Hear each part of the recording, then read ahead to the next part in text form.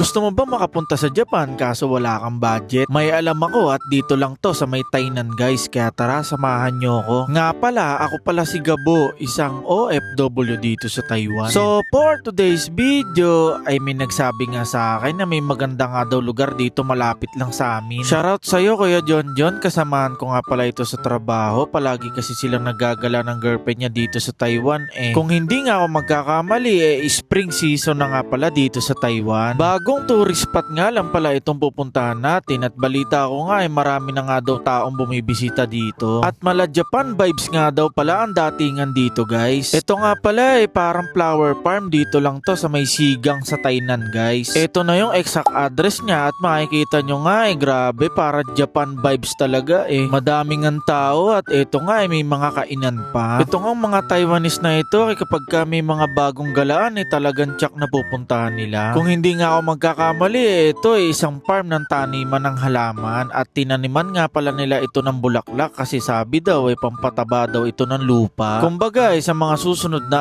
araw papatay na din nila itong mga bulaklak na to kasi nga pampataba ito sa lupa. Kaya bago nila ito patayin puntahan nyo na ito guys. Sobrang ganda nga pala dito at no entrance fee nga pala ito ha. Lalo sa mga tiga Tainan dyan sugod na dito lang naman to sa atin. May mga mangilan-ngilan din tayong kababayan na nakakasabay na nagpunta dito. Pero halos lahat puro Taiwanese nga yung tao dito. Ganito talaga yung kadalasan na napapansin ko kapag magagala ako mapakadami talaga ako nakakasabay ng mga Taiwanese. Okay nga yun at kumakapal yung pagmumukha ko kasi hindi ako nahihiya mag-vlog-vlog.